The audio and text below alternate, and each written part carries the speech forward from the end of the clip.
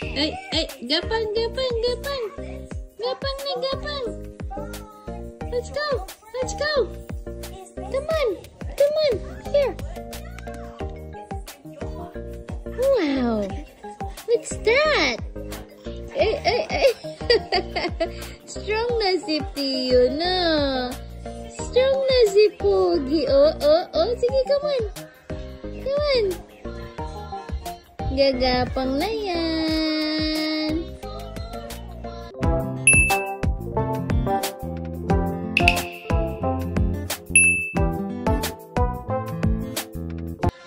Gagapang na si Pogi. Ay, sis, talaga naman.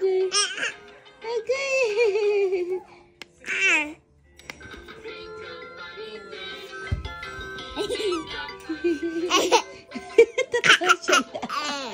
Tatawa siya.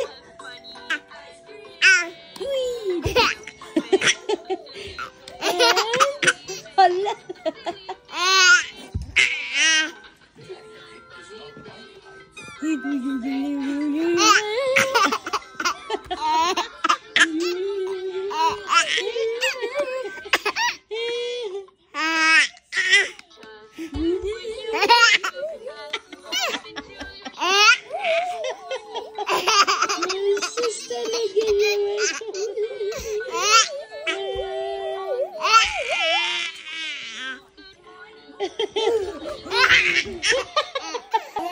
Again, kuya.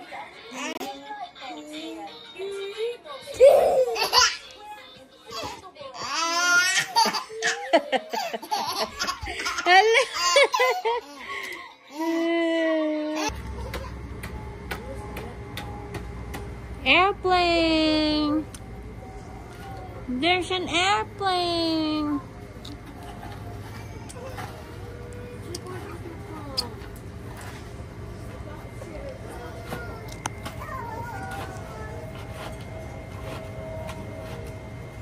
Yung mga bato yung mga bato.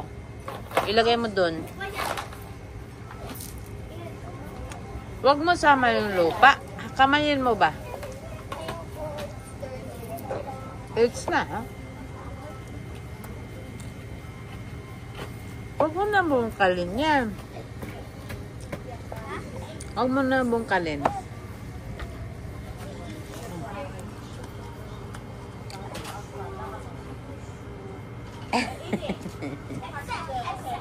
Pogi.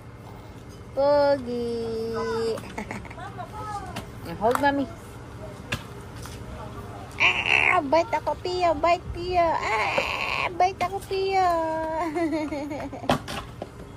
Na. Go.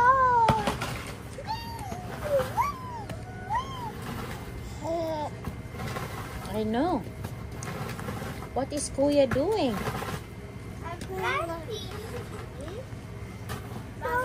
Mami, plant tayo dito. Mami, bili tayo ng seeds. Eto guys, namamatay yung mga namamatay siya.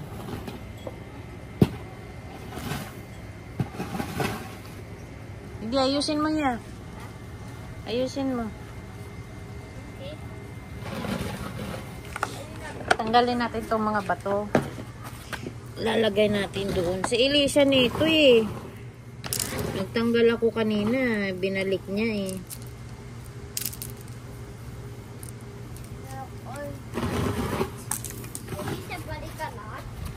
Yeah.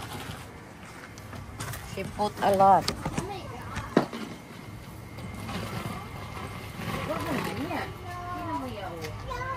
I'm scooping it back.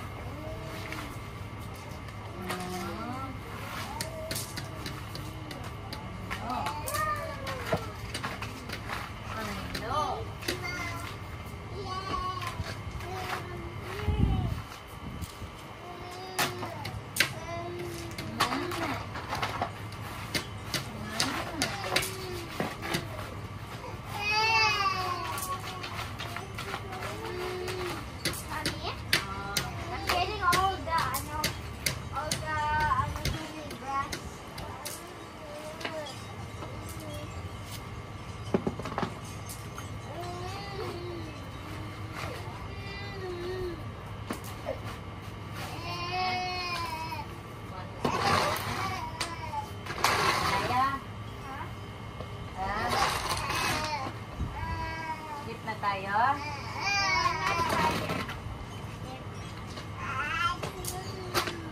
Hindi naman ang card. Oo. Ano yan?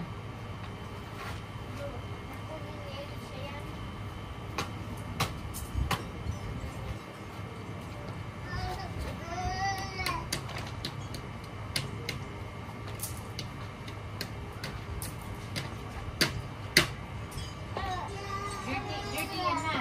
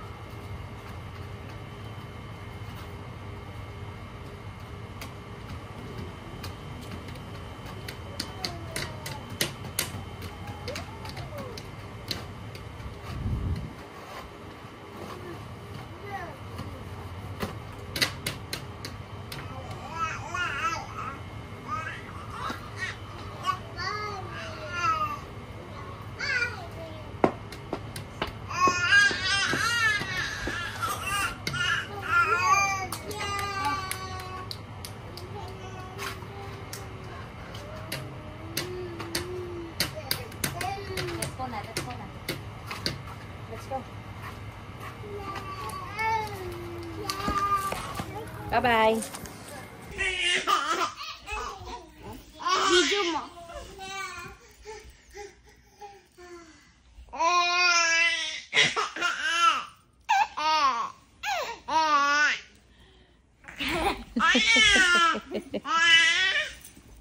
Pika.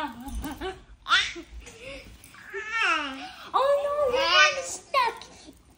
Tara na, mag-grocery na. Let's go, let's go, let's go. Yeah. Pika.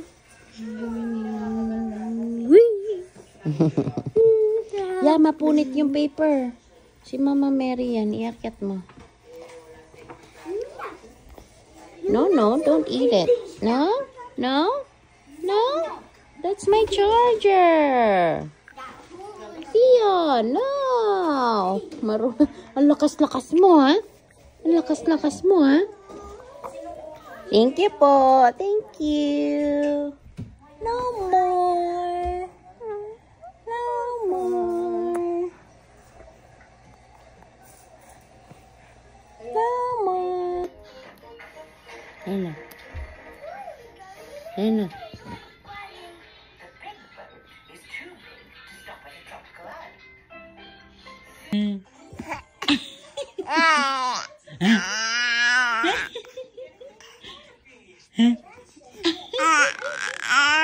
Ano, Pogi?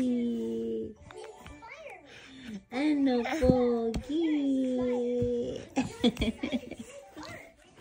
So, hi guys! So, today is Sunday. Mamaya pa kaming 2 PM magsisimba kasi si Daddy ay panggabi nga. Hindi kami nakapagsimba kanina ng 7 kasi sabi niya ay pagod daw siya at inaantok na. Kaya hindi na kami pumilit na magsimba ng maaga. So much better naman para makapag-focus din siya sa mass mamaya kasi kapag umaga kami, nakakatulog siya sa simbahan. So mamaya sa St. Peter kami magsisimba kasi yun lang yung alam namin na may 2 PM mass. Kasi hindi kami pwedeng magpanggabi or panghapon sobra kasi nga may work pa siya mamayang gabi.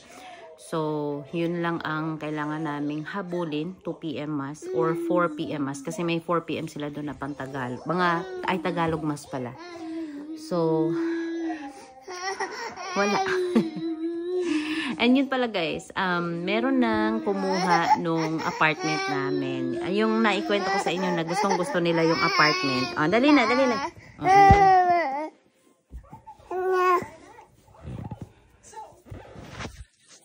So, yung nakwento ko sa inyo na magnanay na gustong-gusto yung apartment namin. Nakuha nila nung sila ng guarantor. So, nakakuha sila ng guarantor. In-approve na siya ng resident manager namin. Nag-message kasi ako sa kanya. Sabi ko, kumusta yung application mo?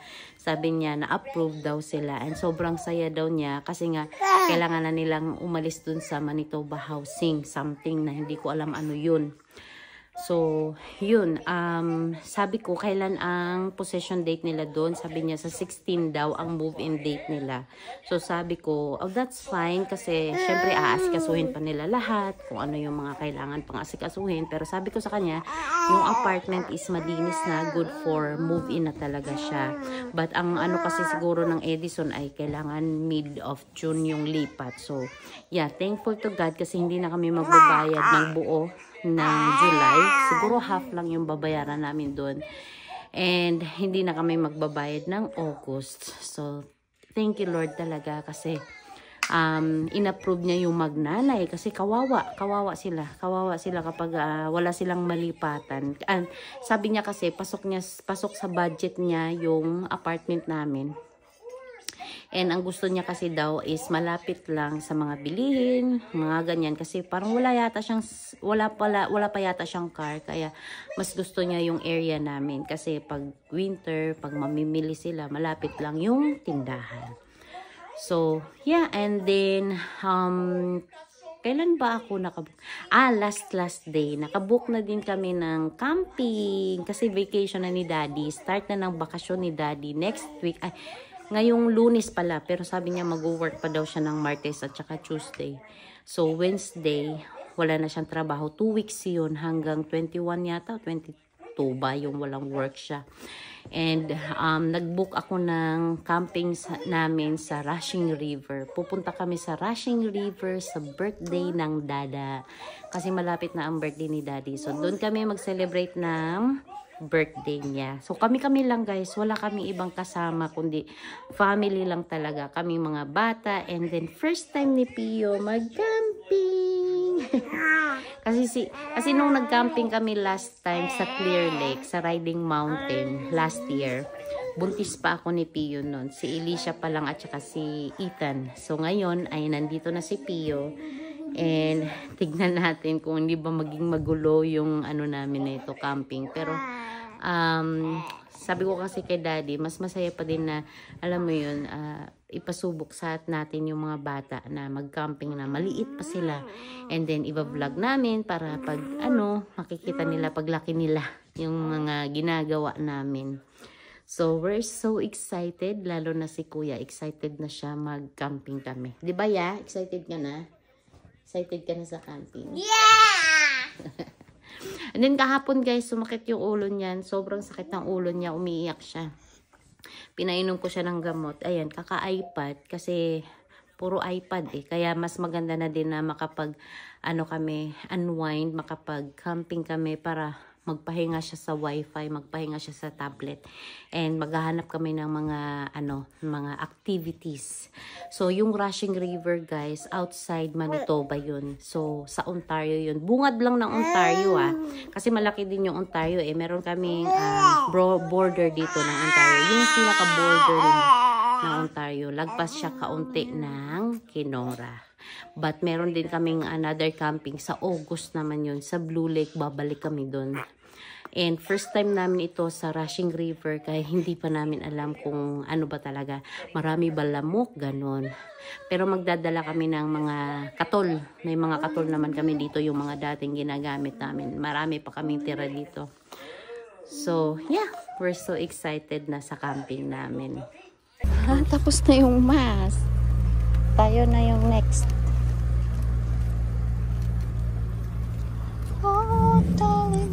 Saan ikaw? Go to church. Go to church. Yan, ito yung St. Peter, guys. Ito naman dali. Sabi mo dyan. No running, ha? Hindi. Ano yan? Lalakad ka na? Ha? Go, go, Pogi! Go, go, Pogi! Pio Gabriel! Good job! So strong! Ala!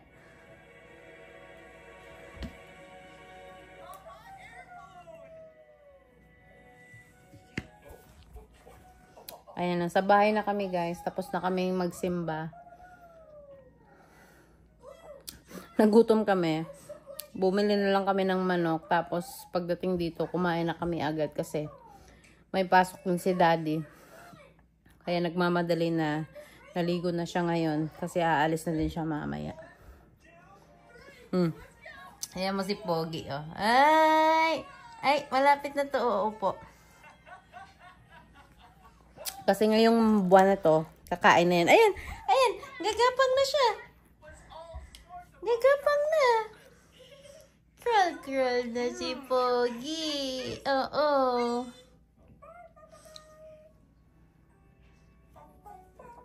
Hanggat kasi guys, hanggat hindi siya umiyak, di ko talaga siya kinakarga.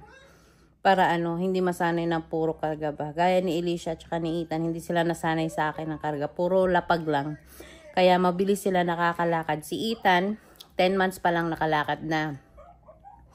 Si Alicia naman, mga ganun din. Parehas lang ni Ethan. Mga 10 months din nakalakad na. Oh, wag mo na lipat. Wag mo muna lipat, ya. Hayaan mo muna sila manood. Huh? You comb your hair. Go upstairs. Comb your hair. Yung pinaliguan. Pinaliguan na siya ni Daddy.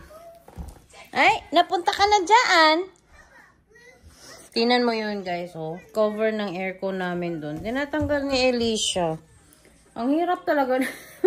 Kanina nakailang balik na si kuya niyan. Tapos nag-vacuum na ako. Nandyan na yan. Pagkakita na naman yan, tinanggal na naman niya. Ewan ko yung trip na itong batang to. Ayan na. Tumatagilid na si Pio eh. Uy, urong ka dito. Tingnan mo ikaw. Oh. Halika dito. Yaya, help mo siya, Yaya. Oh, hindi na siya makamove. Urong mo siya dito sa middle. Yan, slowly. Slowly. Oh, yan. Diyan siya sa middle. Oh, wawa naman, baby brother. Oh, yan na. Ayan na.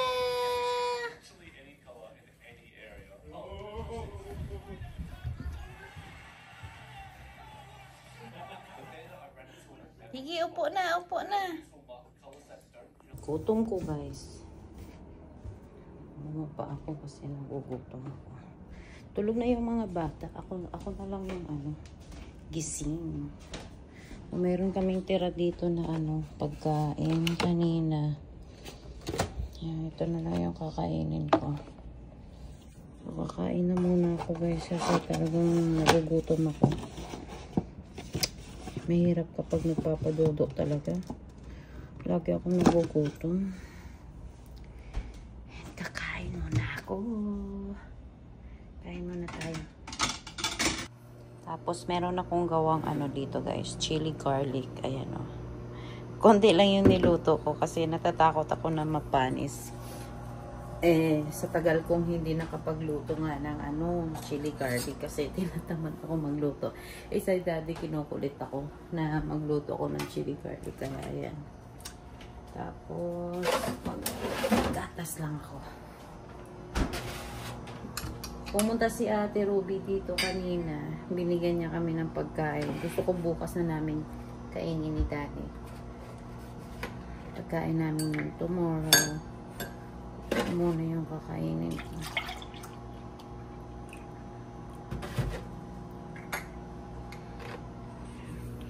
Milk for the day, for the night pala. Ay, nalapot. Wait lang. Kukunin muna natin yung pagkain natin.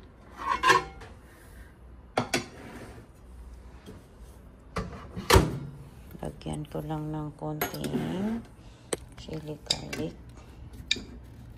Ano ba yan? Ano ba yan?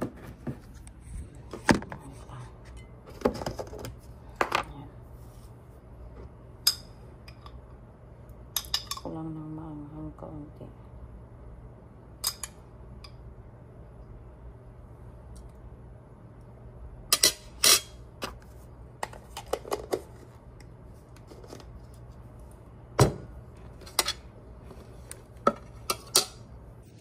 Pero alam nyo, guys, kung ano talaga yung na-miss ni daddy. Yung chili garlic sa Cebu. Yeah. Natikman niya kasi yun nung sa Secure kami dati. Lagi niya akong kinukulit. Kung may uuwi daw, magpadala daw. Sabi ko, kung pwede, baka bawal. Tsaka na lang pag umuwi kami kako. Ito na. Kakain na muna ako, guys. Kasi gutom na talaga ako. So, hanggang dito na lang yung vlog namin, guys. Tulog na yung mga bata. Ito na yung time na manonood ako ng YouTube saglit. Tapos kakain. Kasi basa pa yung buhok ko. Naligo ako. And, kakain muna ako. And then, matutulog na din ako maya-maya. So, maraming salamat sa panonood ng aming vlog. And don't forget to like, share, and comment down below kung ano yung mga gusto niyo i-comment. And please subscribe to my channel. See you to my next vlog. Bye!